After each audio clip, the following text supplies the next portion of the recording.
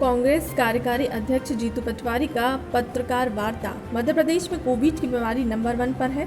वो लोग कहा है जो बोलते थे कि प्रधानमंत्री की सूझबूझ से कोरोना पर नियंत्रण है। मध्य प्रदेश में कई जिलों में वापस लॉकडाउन लगने की नौबत आ रही है। कोविड के बीच में बीजेपी नेता चुनावी रैली कर रहे हैं। जीतू पटवारी ने सिंधिया का नाम लिए बिना बोला हमला। प्रदेश में बेरोजगारी बढ़ रही है। एक महाशय कोरोना को लेकर 90 दिन से घर पर थे।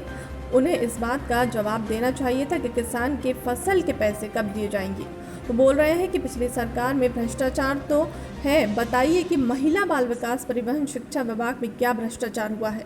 जो मलाईधार विभाग बांटे गए हैं उन पर हमारा कार्यकर्ता नजर रखेगा। चुनाव आयोग प्रदेश में जल्द से जल्द चुनाव करवाए। जिस दिन उपचुनाव के परिणाम आएंगे उस दिन इस सरकार की विदाई हो जाएगी। जब से प्रदेश में बीजेपी सरकार वापस आई है तब से किसानों की आत्महत्या का दौर वापस चालू हो गया है। कोविड की महामारी में पूरे देश में नंबर बढ़ रहे हैं। अब वो लोग कहाँ छुप के बैठ गए जो ये कहते थे कि शिवराज सिंह जी और नरेंद्र मोदी की सूझबूझ से कोविड की बीमारी भारत में उतना असर नहीं कर पाई। 10 लाख के आसपास मरीज हो गए। इंदौर के कई शहरों में फिर से लॉकडाउन लगाने की प्रोसेसिंग चालू हो गई। मध्य प्रदेश के शहरों में लॉकडाउन लगाने की प्रोसेसिंग चालू हो गई। मंदिर में जाना मना है, स्कूल बंद है, कॉलेज बंद है। शहरों में, बाज़ारों में भी प्रतिबंध है, भीड़ भाड़ करना नहीं। 144 धाराएं लगी हुई हैं, पर चुनावी रैलियां चालू। शिवराज सिंह और ज्योतिरादित्य सिंधिया जगह जगह चुनावी भाषण देके लोगों को समझाने में लगे हैं कि हमने लोकतंत्र की हत्या की है, फिर भी वोट हमें आप दो। आप देखो कि शहरों में लॉकडाउन होने के कारण बेरोजगारी सर चढ़ के बोल रही है। लोगों को खाने पीने की परेशानी घर परिवार में आ रही है और इसका असर ये होने लगा कि लूट और चोरियां होने लगी, आत्महत्याएं होने लगी। किसानों ने भी फसलों का दाम जो कमलनाथ जी ने अपनी योजनाओं के अनुसार ज़्यादा खाद, बीज और प्रोसेसिंग की, हर क्षेत्र में कृषि में मदद करने की, उससे उत्पादन बढ़ा।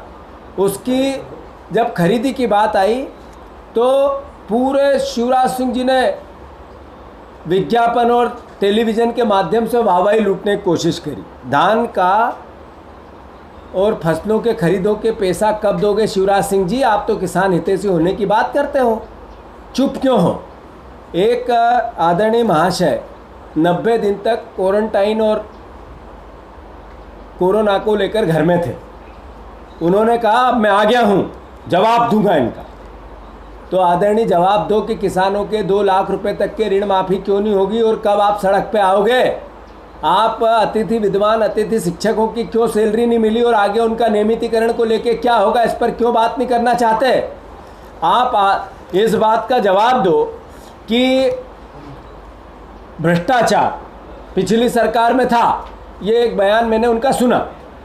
तो महिला और बाल विकास मंत्रालय में पिछली सरकार में क्या भ्रष्टाचार हुआ जरा ये बताएं।